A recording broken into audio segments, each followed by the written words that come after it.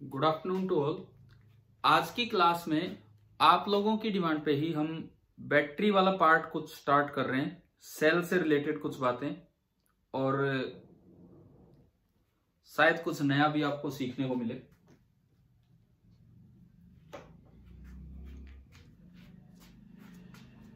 देखो, सबसे पहली बात, सेल का अभी स्टार्टिंग हम करते हैं। सेल बोलिए चाहे बैटरी बोलिए, उससे कोई फर्क ही नहीं पड़ता है। अब अक्सर जो इसका सिंबल हम देते हैं वो ये दिया करते हैं।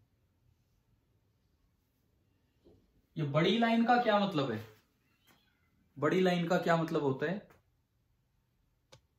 Higher potential. बड़ी लाइन का मतलब होता है कि बैटरी अपनी तरफ से वहां हाई पोटेंशियल देना चाह रही है, लेकिन जरूरी नहीं है कि वहां हाई पोटेंशियल हो। बैटरी अपनी तरफ से वहां हाई रखना चाहती है और ये लो रखना चाहती है। बैटरी की जो केमिकल एनर्जी है वो इस तरह से बाहर वोल्टेज दे रही है कि बड़ी लाइन हाई पोटेंशियल और छोटी लो। अच्छा, एक बैटरी के बारे में दो चीजें अक्सर आपने पढ़ी होंगी। एक होता है बैटरी का ईएमएफ, सुना हुआ है ना ये वर्ड हमने, EMF of battery, electromotive force of battery, है ना। ईएमएफ होता है वोल्ट में। और एक होती है बैटरी की इंटरनल रेजिस्टेंस, एक होती है बैटरी की इंटरनल रेजिस्टेंस, वो होती है ओम में। आइडियल बैटरी अगर होगी तो इंटरनल रेजिस्टेंस 0 होता है। अब सबसे पहले तो आप मुझे ये बताओ, जैसे मैं लिखना चाहता हूं टर्मिनल पोटेंशियल डिफरेंस, सेल के अक्रॉस में लिखना चाह रहा हूं टर्मिनल पोटेंशियल डिफरेंस, सेल के दोनों टर्मिनल्स के बीच का पोटेंशियल डिफरेंस। जैसे ये टर्मिनल है ए और ये टर्मिनल है बी, तो टर्मिनल पोटेंशियल डिफरेंस आप क्या एक्सपेक्ट करते हो? कौन हाई पोटेंशियल होगा, ए या बी? कौन हाई होगा बताओ? हाई पे कौन होगा? ए होगा ना, बड़ी लाइन के अकॉर्डिंग। तो हम लिखना चाहते हैं V A minus V B, कि भाई ये क्या होगा। तो यहां पे मैं आपको 3 केसेस दिखाता हूं। सबसे पहले 3 केसेस। पहला केस, सेल डिस्कनेक्टेड, आपने सेल को कनेक्ट ही नहीं किया, बस कोई करंट ही नहीं है। करंट जो है सेल में से जो करंट है दैट इज 0। दूसरा case, current from B to A inside the cell।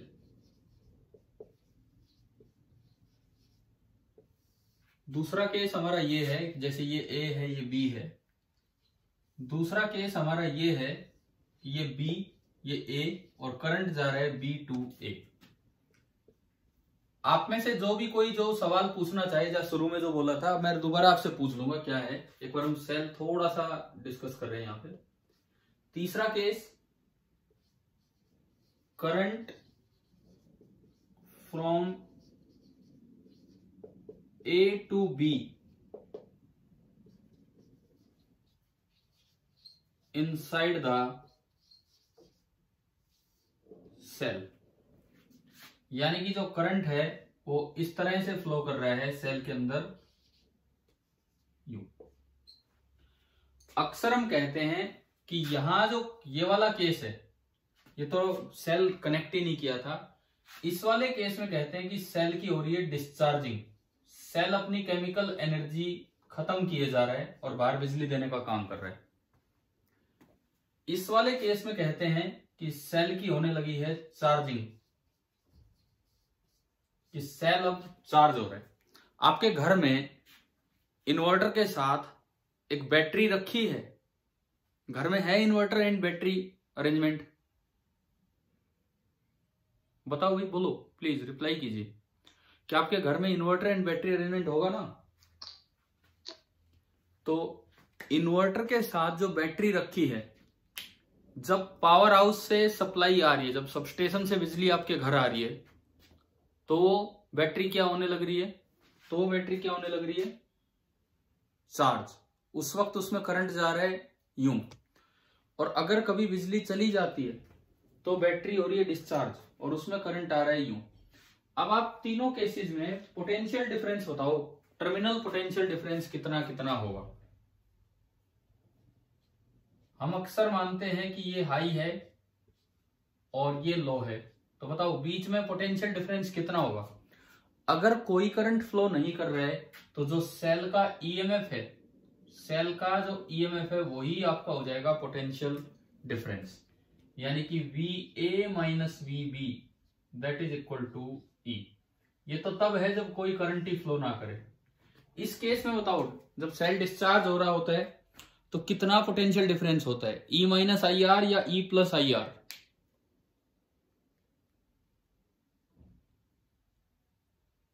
बोलो भाई प्लीज। E minus IR।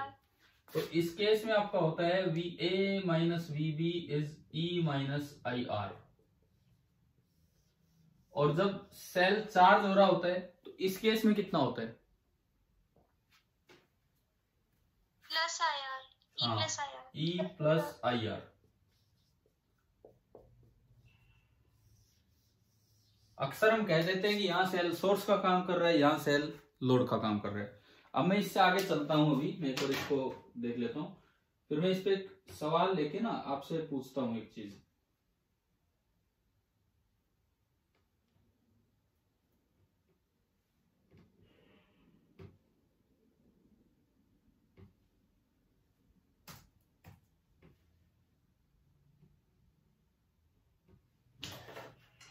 देखो, इसके बाद आगे बढ़ते हैं। इन्हीं चीजों को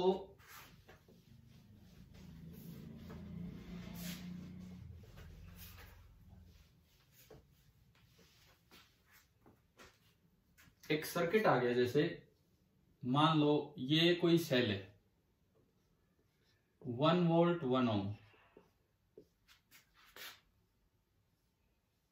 यहां एक सेल लगा है 7 volt,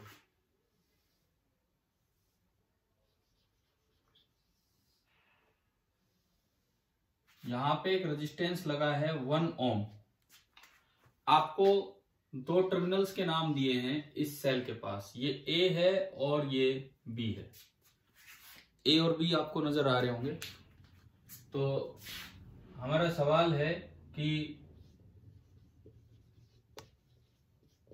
choose the correct option.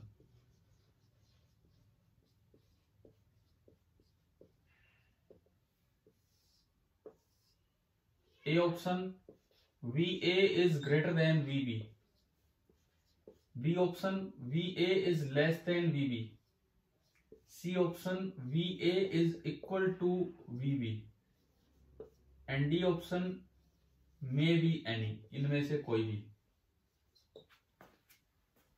हाँ जी बताओ। मैंने 1 वोल्ट वाले सेल के क्रॉस दो टर्मिनल्स बनाए हैं, अब बताओ देख के क्या होगा।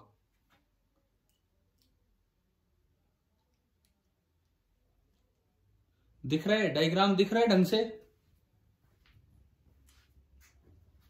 Yes sir. तो कोशिश कीजिए इसका जवाब देने की कि भाई 1 वोल्ट वाले सेल को देखकर कि हाँ क्या हमारा आंसर होना चाहिए। उसके क्रॉस दो पोटेंशियल पॉइंट्स हमने बना दिए, दिखा दिए, इसमें बनी आप अपना आंसर।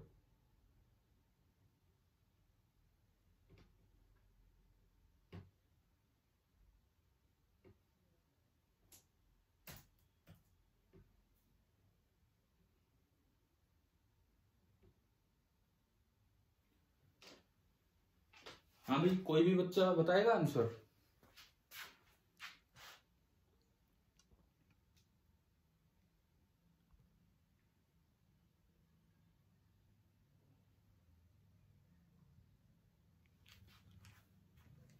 बताइए, मैं वेट ही कर रहा हूं, क्या आंसर होना चाहिए। मतलब नॉर्मली आप एक बात बताओ, नॉर्मली आप क्या आंसर देंगे? अगर कोई बहुत ज्यादा हम दिमाग नहीं लगाएं तो क्या आंसर देंगे हम? ए। यानी कि जो एक्सपेक्टेड आंसर है वो ये है, मोस्ट एक्सपेक्टेड आंसर ये है कि VA is greater than VB। अब एक बार हम चेक करते हैं, मतलब छोटी छोटी बातें आपके किसी भी एग्जाम में पूछी जा सकती हैं। और NTSC तो बड़ा कॉन्सेप्चुअल पेपर है आपका फिजिक्स का, मैंने आपको पहले बताया बड़ा कॉन्सेप्चुअल आता है, आधा तो थ्योरेटिकल आता है, इस तरह का काम रहता है। न्यूमेरिकल वगैरह पे बहुत ज्यादा नहीं जा रहे होते हो, आधे ही न्यूमेरिकल करवाते हैं आपसे। देखो अपने तरीके से हम सोल्व करें अगर, तो सबसे पहले मैं इक्विवेलेंट डायग्राम बना के करंट निकालू। करंट तो पक्का ऐसे ही होगा, दोनों के दोनों सेल यूं लगे हैं तो करंट तो ऐसे ही होगा, करंट तो पक्का ऐसे ही होगा। अब इक्विवेलेंट डायग्राम बनाता हूं। EMF इक्विवेलेंट कितना है इस पूरी अरेंजमेंट का? EMF इक्विवेलेंट दोनों सीरीज में लगे हैं और दोनों सेम तरीके से लगे हैं, सेम पोलैरिटी के साथ। तो E1 प्लस E2 या E1 minus E2? E1 plus E2 यानी कि हो गया 8 वोल्ट। अब इंटरनल रेजिस्टेंस इक्विवेलेंट, इसकी 1 इसकी 0, तो दोनों जुड़ने ही थे सीरीज में, तो ये भी 1। और जो लोड है कैपिटल R लोड, वो आपका बाहर ये दिख रहा हमें 1 ओम। इक्विवेलेंट डायग्राम अगर आप एक सेल बना के दिखाएं तो आप ऐसे बना सकते हैं, this is E equivalent, this is R equivalent and this is capital R। अब यहां पे ये जो करंट आई आएगा, मुझे लगता है आप लोगों ने ये लिखना सीख रखा होगा कि इस तरह की अरेंजमेंट में आई होता है E equivalent upon R plus R equivalent, है ना? चाहे आप KVL लगाओ चाहे कैसे भी करो, तो 8 अपॉन 1 प्लस 1 2, यानी कि आपका करंट कितना आया? 4 एम्पियर। बताओ यहां तक समझ आ गया? करंट तक? Yes sir. ठीक है। अब देखो मैं VA VB में कौन बड़ा कौन छोटा ये निकालना चाहता हूं। तो जो करंट की डायरेक्शन है वो है B to A, low to high. तो ये चार्ज हो रहा है कि डिस्चार्ज हो रहा है? ये सेल डिस्चार्ज। डिस्चार्ज जब होता है तो VA माइनस VB कितना होता है? E माइनस IR की E plus IR? E minus IR। E minus IR यानी कि E है 1 वोल्ट माइनस I आपका अभी आया 4 और R है 1, तो यह आ गया -3 volt. VA minus VB negative आ गया, इसका मतलब कौन छोटा है और कौन बड़ा है? B is greater than A. It means VB is greater than VA। तो हम तो अगर यूं याद ही करके बैठे रह गए कि बड़ी लाइन पॉजिटिव छोटी लाइन नेगेटिव, तो ये तो हमारा गया 1 नंबर। 13 तो सवाल ही आते हैं फिजिक्स के, मुश्किल से 13 सवाल, हाँ 13 ही आते हैं, 14 भी नहीं आते, 13 ही आते हैं लगभग। अक्सर जो आपका ट्रेंड है वो है 13 केमिस्ट्री, 13 फिजिक्स, 14 बायो, यही रहता है। तो ये तो 1 नंबर बड़ा नुकसान दे जाएगा हमें, है ना, जो कि छोटा सा काम करना था। इसका मतलब जो करेक्ट आंसर बना, करेक्ट आंसर वो तो ये बना। तो इसका मतलब देखो ऐसा हमें रटना नहीं है कि बड़ी लाइन हमेशा ही हाई पोटेंशियल पे ही मिलेगी। आपका कनेक्शन कैसा है उस पर डिपेंड करता है। सेल जो है वो डिस्चार्ज हो रहा है, लेकिन फिर भी ये हमारे लिए, बाहर वालों के लिए सोर्स का काम नहीं कर पा रहा है। देखो एक बड़ा अच्छा सा ये सर्किट बन गया, सेल डिस्चार्ज हो रहा है लेकिन फिर भी इसका ये वाला साइड हाई पोटेंशियल हो गया और ये वाला साइड लो पोटेंशियल, मतलब ये हमें एनर्जी दे नहीं पा रहा है, ये खुद ज्यादा कंज्यूम कर रहा है अपनी इंटरनल रेजिस्टेंस के कारण। तो चलिए ये क्वेश्चन की तरह आप लिख लेना, एक नया कॉन्सेप्ट ही आपने सीखा है, इसके थ्रू आ गया ना, समझ तो आ ही गया होगा सभी को। सर हाँ बोलो, बोलिए प्लीज। सर आपने इसमें रेजिस्टेंस कौन सा लिया, R इक्विवेलेंट या R? कहाँ कौन सा रेजिस्टेंस? E माइनस IR में। इसमें इसका ये देखो, अगर मैं इसको सेल नंबर 1 कहता हूं, इसके पास आपको पोटेंशियल डिफरेंस लिखना है, तो E1 माइनस IR1। आई तो सेम है दोनों में, ये E1 है, ये R1 है, तो E1 की जगह 1 और R1 की जगह ये। अगर यहां लिखना होता, अब देखो मैं पोटेंशियल डिफरेंस आपको सारे लिख के दिखा देता हूं। इसमें पोटेंशियल डिफरेंस जो ये वाला सेल है, यहां रहेगा प्लस माइनस एंड 7 वोल्ट, क्योंकि इसमें कोई इंटरनल रेजिस्टेंस है ही नहीं। लेकिन ये वाला जो सेल है, ये वाला सेल, इसमें वो बन गया, अब ये वाली लाइन बन गई है हाई पोटेंशियल, बी हाई पे है बी, ये वाली लाइन बन गई है लो पोटेंशियल, और जो पोटेंशियल डिफरेंस आया है, पोटेंशियल डिफरेंस वो निकल के आया है 3 वोल्ट। बताओ, अगर ये आर में कंफ्यूजन है कि कैसे कौन सा लिया है तो आप पूछ लीजिए। पहली बात तो मुझे ये बताओ, क्या ये करंट समझ आ गया था कैसे लिखा था हमने? है ना? तो करंट लिखने के बाद फिर मैं इस सेल पे गया अलग से, इसके पास पोटेंशियल डिफरेंस लिखने, क्योंकि ए और बी को क्वेश्चन में कंपेयर करवाया गया है। तो ये हमने अलग से देखा, E माइनस IR लगाया क्योंकि ये डिस्चार्ज हो रहा है, जो डायरेक्शन है करंट की, डिस्चार्ज हो रहा है इसलिए E माइनस IR। फिर मैंने इसमें वैल्यूज रखी तो नेगेटिव आ गया, मतलब ये वाली साइड हाई पोटेंशियल पे है और ये वाली साइड लो पोटेंशियल पे, तो E भी इसका लेना था और R जो है वो भी आपको इसी का लेना था।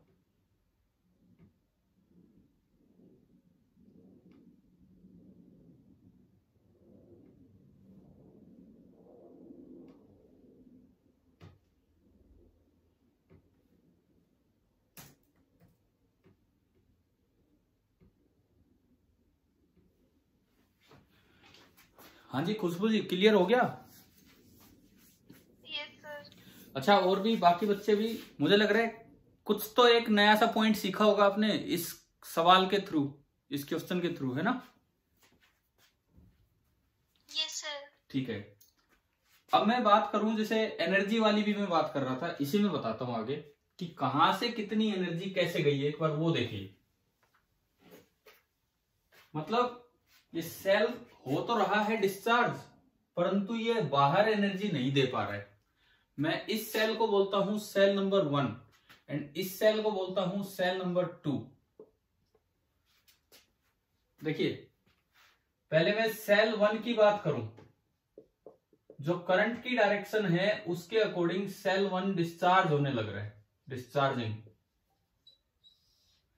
अब देखो, ये जो केमिकल एनर्जी बाहर देना चाह रहा है, ये जो केमिकल एनर्जी अपनी कन्वर्ट करके इलेक्ट्रिकल में बाहर देना चाह रहा है, तो देखो ये कोशिश कर रहा है एनर्जी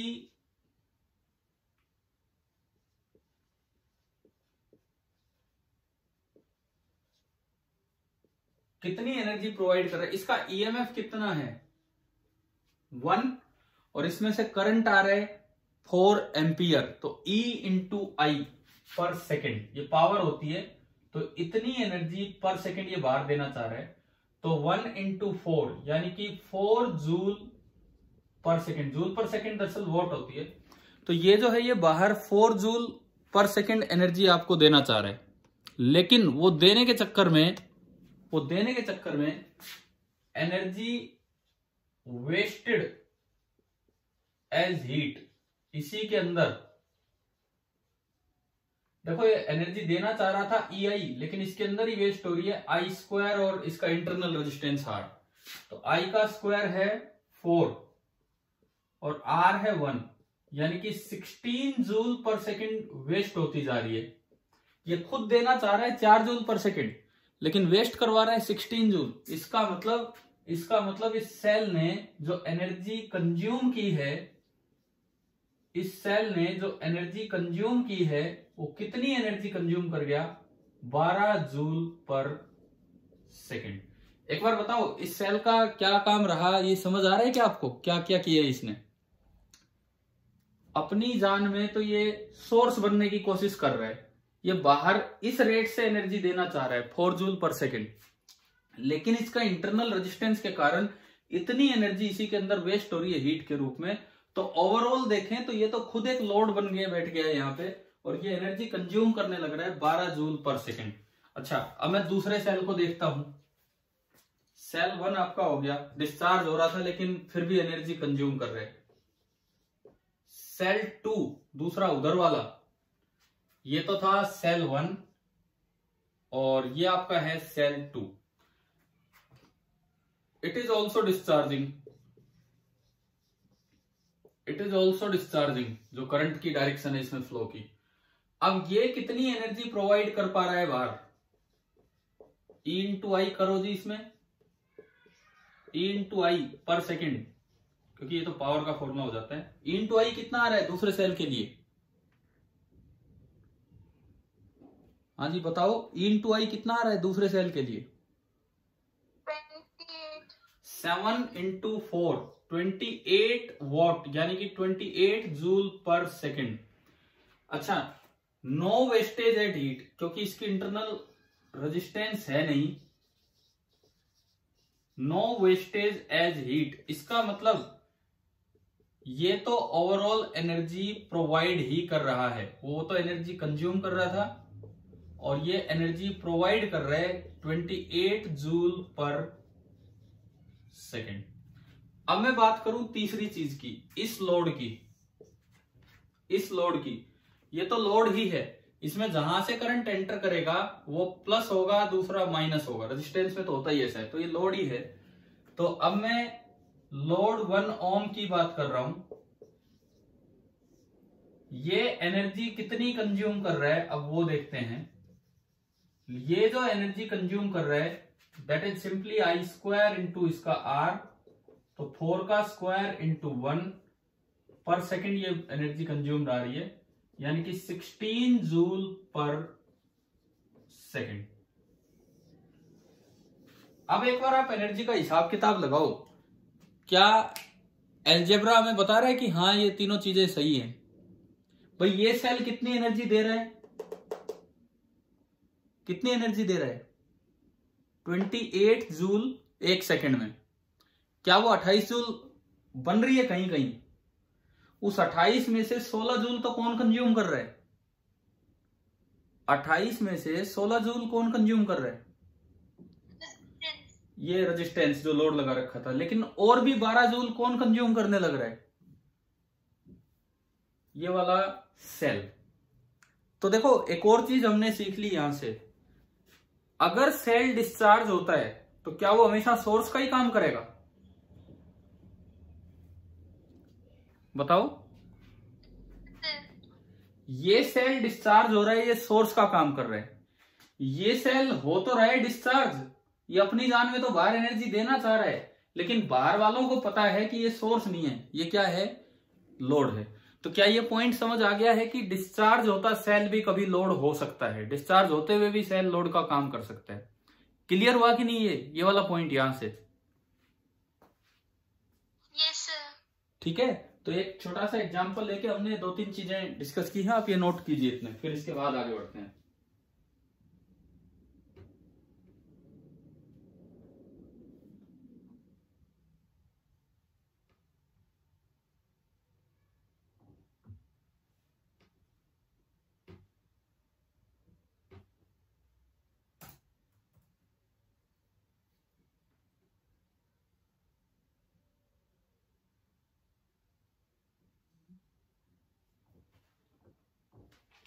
हाँ जी, अब आप बताओ, अब आप शुरू में क्या पूछ रहे थे वो बताओ। जैसे मैंने सेल का जिक्र तो किया बिल्कुल स्टार्टिंग में, वंशिका शायद आप बोल रहे थे।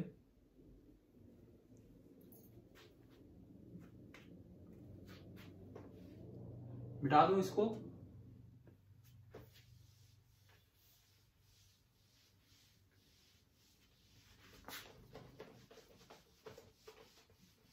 सर ऐसे दे रखा था कि एक सेल को हमने मतलब पहले चार्ज किया, उसके बाद स्टार्टिंग में जो करंट दे रहा मतलब उस हमें उसमें से जो ट्रेवल कराता है ना सर्किट से वो बताना है, और फाइनल करंट दे रखा है। एक मिनट, एक सेल है, रुको आप क्लियर कीजिए एक बार सवाल। कोई भी एक सेल है, ठीक है, आपने क्या किया, इसको चार्ज किया। मान लो ये फ्रेशली चार्ज सेल है, it is freshly charge cell. हाँ, सपोज इसके साथ आपने कोई लोड रेजिस्टेंस लगा दिया, मैं कहता हूं कैपिटल आर है लोड रेजिस्टेंस। अब देखो बाकी तो आप जाने हो सवाल क्या है, मैं जो आप पूछना चाह रहे हैं उस तरह की बात बता रहा हूं। अक्सर क्या होता है प्रैक्टिकल में अगर बात करूं तो ये जो इंटरनल रेजिस्टेंस है, प्रैक्टिकल बात में अगर करूं, ये जो इंटरनल रेजिस्टेंस है small R increases with use. आप एक सेल को यूज करना स्टार्ट करते हैं तो उसकी इंटरनल रेजिस्टेंस बढ़ती चलती है यूज के साथ। हम जो सवाल करते हैं उनमें तो स्मॉल आर मान लो दे ही दिया 1 ओम, तो कांस्टेंट ही है। लेकिन अगर इस प्रैक्टिकल बात पे क्वेश्चन बनाया जाए और आपसे ये कहा जाए कि let R increases from 1 ohm to 4 ohm, मान लो ऐसा दिया गया है R increases from 1 ohm to 4 ohm. अच्छा, इस फ्रेशली चार्ज सेल का ईएमएफ है मैंने कहा 10 वोल्ट, ये हमने मान लिया, ठीक है। और जो लोड रेजिस्टेंस है सपोज वो आपको दे दिया कितना 2 ओम।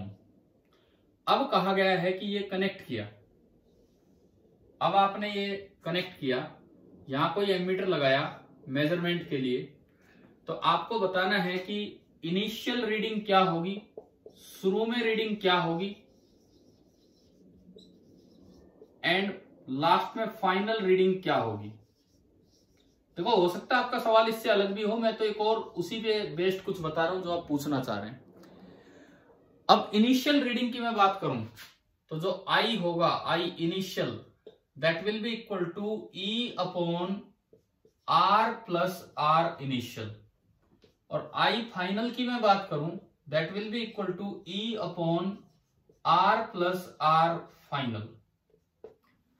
देखिए ईएमएफ आपका है 10 वोल्ट, कैपिटल आर है 2 ओम और आर की जो इनिशियल वैल्यू थी वो 1 ओम है। जस्ट फ्रेश जब आपने यूज किया तो ये आया 10/3 यानी कि 3.33 एम्पियर, ये आपका आया। अगर आप यहां चलें बाद में ईएमएफ 10 ही है, आर लोड का 2 ही है, लेकिन इसकी रेजिस्टेंस हो जाती है 4, तो 10/6 यानी कि 5/3 1.6 एम्पियर, तो करंट थोड़ा सा कम हो गया। अगर इस तरह से सवाल बना के दिया जाए इनिशियल और फाइनल का तो यूं पूछा जा सकता है, तो ये भी आप नोट कर लीजिए।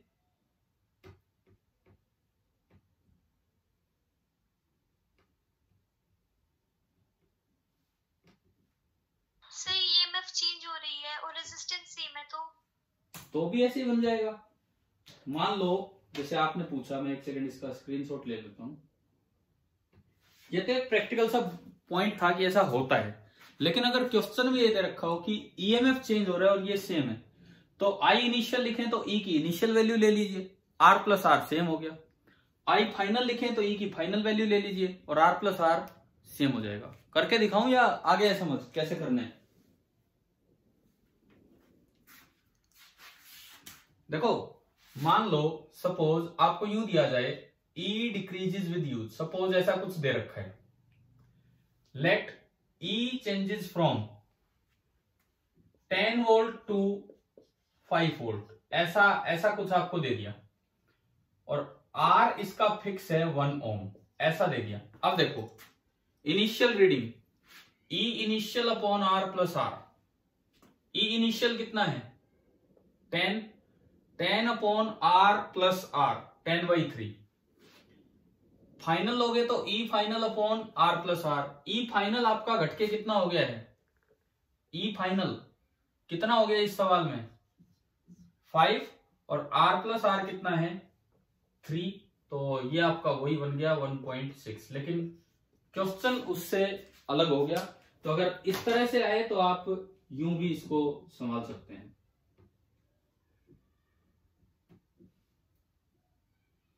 और इसके अलावा भी कोई और हो वो तो क्वेश्चन देख के ही अपना जजमेंट करना है उसमें कि क्या है क्या नहीं।